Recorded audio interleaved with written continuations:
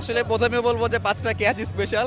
এটা আসলে আমাদের টিম ম্যানেজার নাফিস ভাইকে দেখাইছি, কারণ কখনোই এমনভাবে কখনো চিন্তা করা হয় নাই, বাট চেষ্টা করি সব ম্যাচে ভালো কিছু কন্ট্রিবিউট করার। তানজিদ মানে 50টা স্পেশাল না 5টা ক্যাচ ধরা স্পেশাল? আসলে প্রথমে বলবো যে ৫টা ক্যাচ স্পেশাল, কারণ সবাই অনেক এনজয় করছে জিনিসটা। আমার কাছেও ইন্টারেস্টিং লাগছে যে 5টা ক্যাচ এক ম্যাচে আসলে অবিশ্বাসও লাগছে আমার কাছে। উপরে যখন ড্রেসিং রুমে আমরা গেলাম ফিল্ডিং শেষে, তখন আর কি সবাই এনজয় করছে জিনিসটা।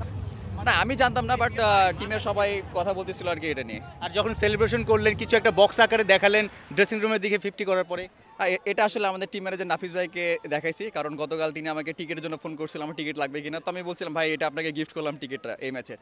তো তারপরে নাফিস ভাই আমাকে বলছিল ঠিক আছে কালকে একটা 50 মিনিটে আমাকে তুমি রেডিকেট করো। আমি এই জন্য আর কি নাফিস ভাইকে রেডিকেট করছি জিনিসটা। চ্যালেঞ্জগুলো নিশ্চয়ই মধুর লাগে যখন আপনার চ্যালেঞ্জটা অ্যাকসেপ্ট করে পারফর্ম করতে পারেন। আসলে যখন আর কি দিন শেষে সেটা সাকসেস হয় তখন আর কি ভালো লাগে। কখনোই এমনভাবে কখনো চিন্তা করা হয় নাই, বাট চেষ্টা করি সব ম্যাচে ভালো কিছু কন্ট্রিবিউট করার টিমের জন্য। অবশ্যই রান করার পরে যদি টিম যেতে, আসলে টিম ফার্স্ট, টিম যদি যেতে তাহলে অবশ্যই সবসময় ভালো লাগে। তো চেষ্টা করে যাচ্ছি যাতে কনসিস্টেন্টলি পারফর্ম করতে পারি এবং কনসিস্টেন্টলি টিমকে ভালো কিছু কন্ট্রিবিউট করতে পারি। আসলে সবার ব্যাটিংয়ে আমার কাছে ভালো লাগে, সাইব ভাই থেকে শুরু করে ইমন, তারপর দাদা, হৃদয়, সবাই আছে। সবার সবার সাথে ব্যাটিং করতে অনেক এনজয় করি আমি। তানজিদ আমি অনেক ফ্ললেস ছক্কা হাঁকায়, মানে কিভাবে সম্ভব? মানে মনে হচ্ছে খুব ইজি ছক্কা মারা।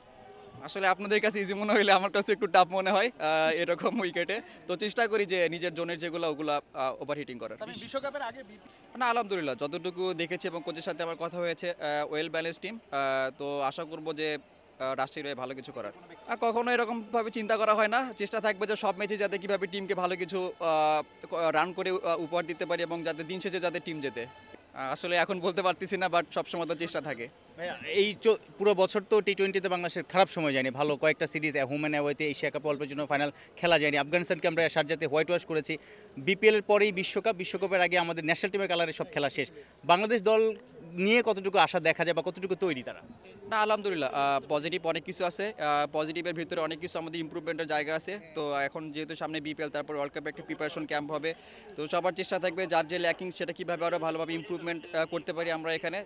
যেহেতু পজিটিভভাবে একটা সিরিজ শেষ করতে পারছি, বছরটা শেষ, নেক্সট ইয়ার যাতে ওয়ার্ল্ড কাপে আমরা সেম এই পজিটিভ জিনিস নিয়ে যেতে পারি। প্রেশার তো সব ম্যাচেই থাকে, আর দায়িত্ব তো সবাইকে নিতে হবে। দায়িত্ব সবাই যদি আমরা ঠিকভাবে পালন করতে পারি তাহলে আমরা দিন শেষে সাকসেস হতে পারবো। তো আমার কাছে যেটা বললেন যে ওয়ার্ল্ড কাপে কিংবা আইসিসি ইভেন্টে যেভাবে আমরা ফেল করছি, তো চেষ্টা থাকবে যেভাবে আমি কনসিস্টেন্ট পারফর্ম করতে চাচ্ছি কিংবা চেষ্টা করছি, তো আশা থাকবে যে সেম ট্রাই যাতে আমি ওই ওয়ার্ল্ড কাপেও করতে পারি, সেম কনসিস্টেন্ট পারফরমেন্স।